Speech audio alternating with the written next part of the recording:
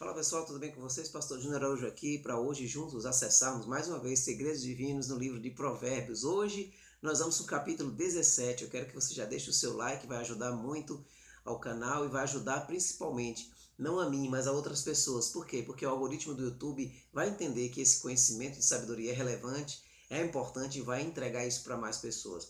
Eu quero que você também ao final comente aquilo que mais te impactou nesse capítulo 17 e que você se inscreva no canal, ative o sininho de notificações para receber os próximos vídeos. Você que está chegando hoje aqui a primeira vez, nós vamos ler o capítulo 17, mas nós já temos uma playlist aí no canal, onde você pode assistir desde o capítulo 1 até o capítulo 16 de Provérbios e extrair muita sabedoria de Deus para a sua vida. Então vamos juntos agora ler Provérbios 17, ok? Melhor é o bocado seco e a sua quietude do que uma casa cheia de sacrifícios e contenda. Logo de cara de entrada, o texto já traz uma ilustração de que é melhor você ter paz e tranquilidade dentro da sua casa do que você ter abundância de fartura e ter contendas. Observe que ele não está falando contra a abundância, ele não está falando contra a fartura, ele não está falando contra a riqueza, ele está falando contra a contenda. E nesse comparativo, ele diz que é melhor você ter paz do que você ter abundância e estar tendo contenda com aquilo. Então ele não está indo contra a abundância, mas sim contra a contenda. Um servo sábio terá domínio sobre um filho que causa vergonha e terá parte da herança entre os irmãos. Isso aqui é o servo que é fiel, que honra o seu patrão, então acabará por fim sendo mais bem visto do que até mesmo o filho que desonra o seu pai, que desonra a sua mãe.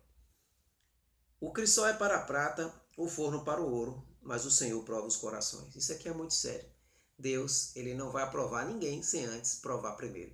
Então, o primeiro homem que pisou na terra foi um adulto instantâneo, Adão.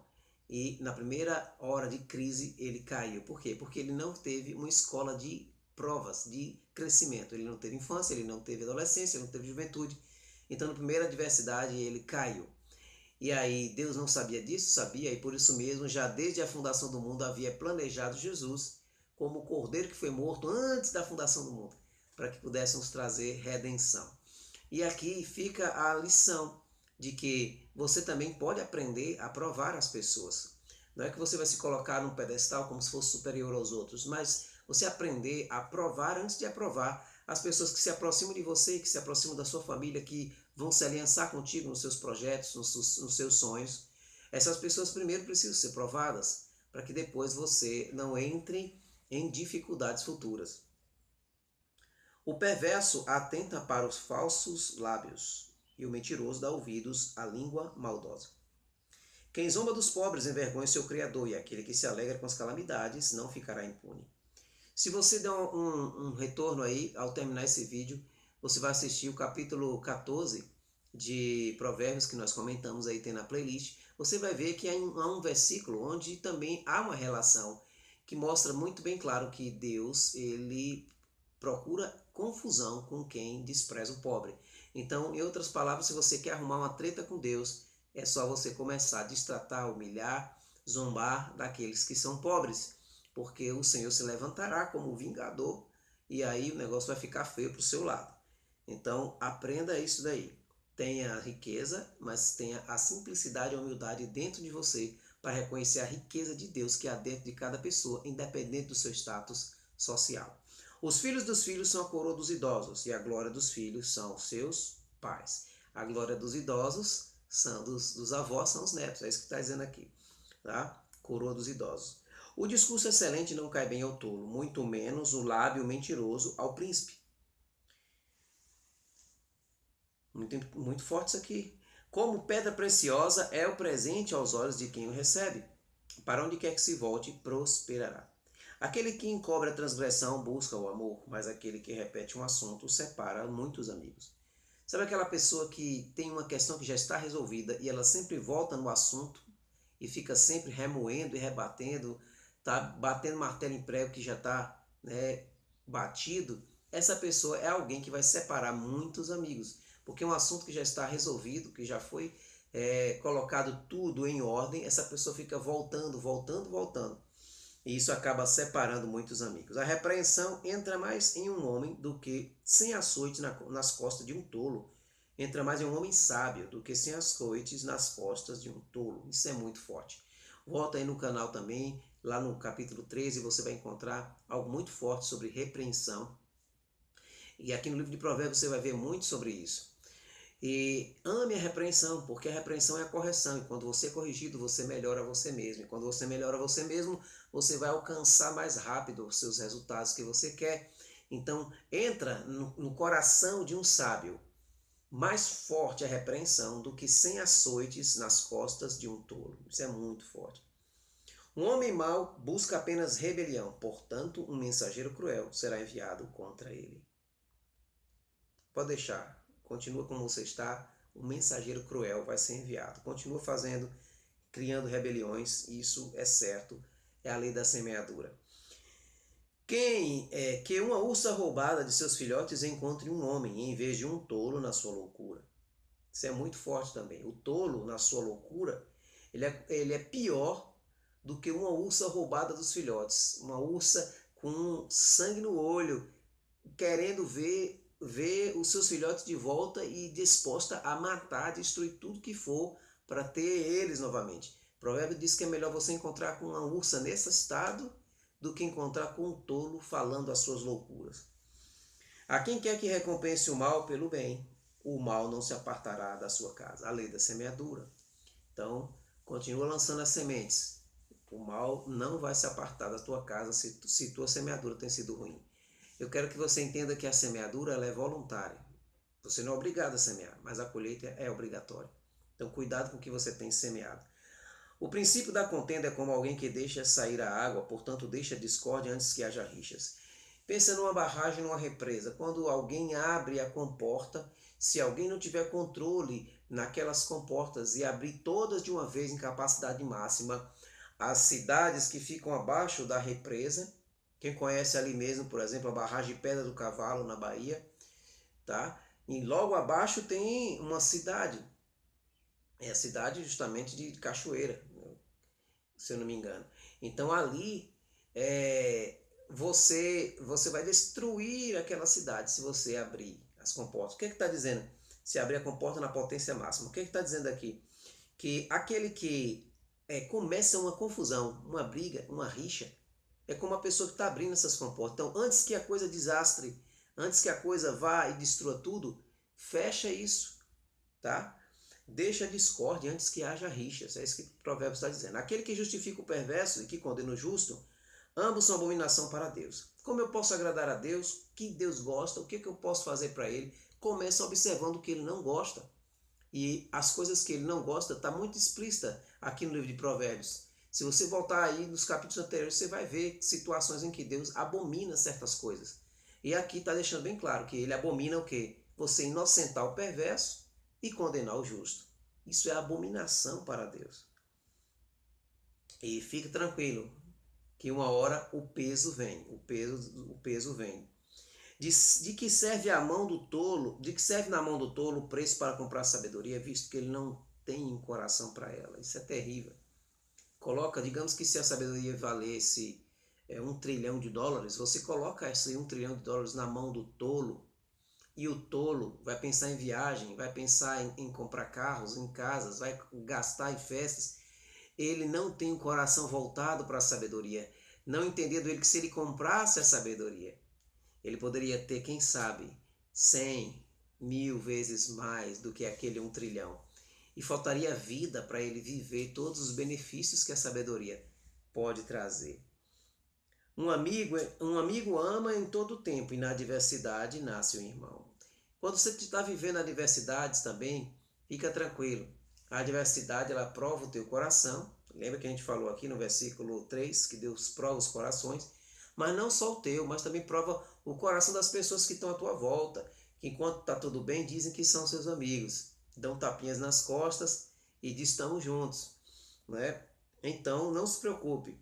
A adversidade vai provar tanto o teu coração como o coração dessas outras pessoas. E seja grato a Deus, porque na adversidade só passa por ela quem você pode verdadeiramente chamar mais do que amigo, você pode chamar de irmão. Então, na adversidade nasce os verdadeiros irmãos, irmãos de aliança para você caminhar uma jornada nessa vida. Um homem vazio de entendimento aperta a mão e se torna fiador na presença do seu amigo. Aquele que ama a transgressão ama a contenda. Aquele que exalta o seu portão busca a destruição. A pessoa que ama as rixas, como nós falamos. Aquele que tem um coração mau não encontra o bem. Aquele que tem a língua perversa cai no dano. Aquele que gera um tolo para sua tristeza o faz, e o pai do tolo não tem alegria. Coitado, né? Coitado do pai que colocou um tolo na terra. Coitado? Nada disso. Porque ninguém nasce com o DNA da tolice. Assim como ninguém nasce com o DNA do medo. Assim como ninguém nasce com o DNA do pavor, o DNA da autossabotagem, nada disso. As pessoas nascem e nascem prontas para aquilo que Deus planejou para elas. Então, o pai, o gerar de um tolo não é a hora do nascimento, porque ninguém vem com esse DNA de tolice.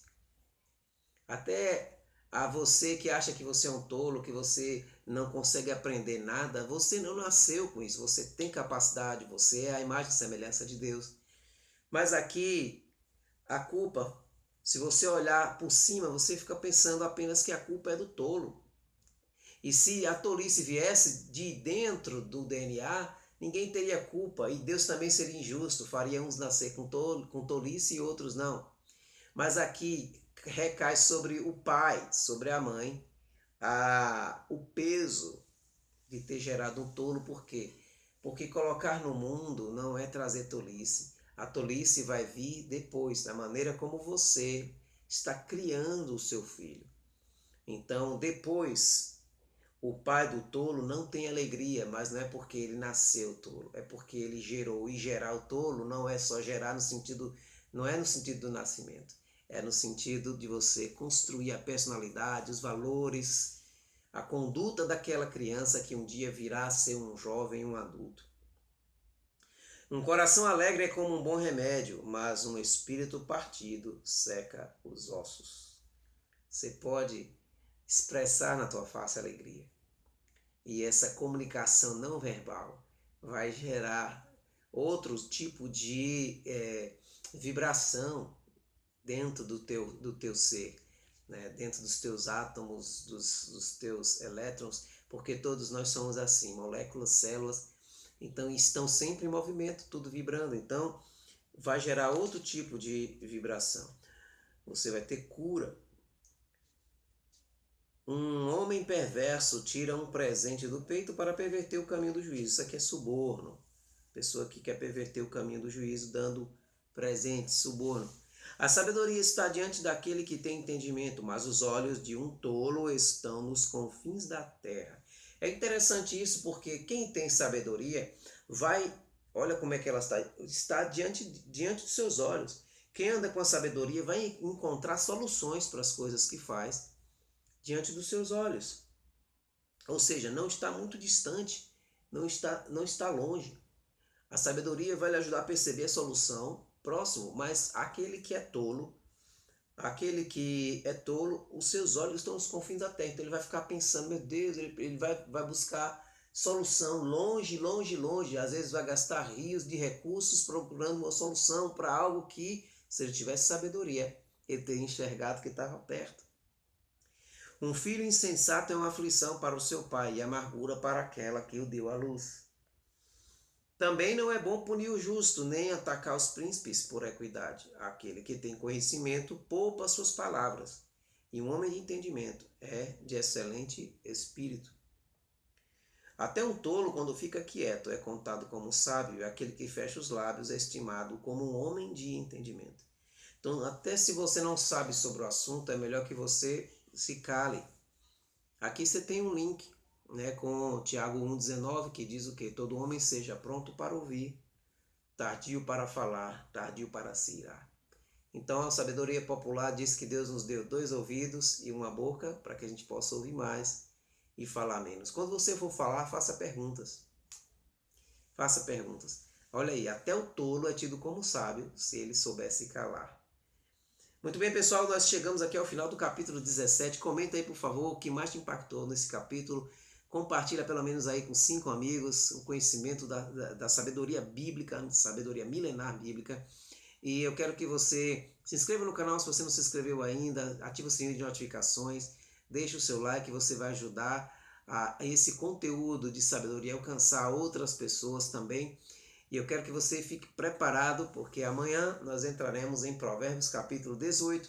Tem um versículo muito poderoso, não vou adiantar aqui para você. Se você quiser ler em casa e amanhã juntos, no próximo vídeo, nós estaremos comentando, ok? Deus abençoe você, não se esqueça que você é a imagem e semelhança de Deus e que você é muito amado. Um bom dia.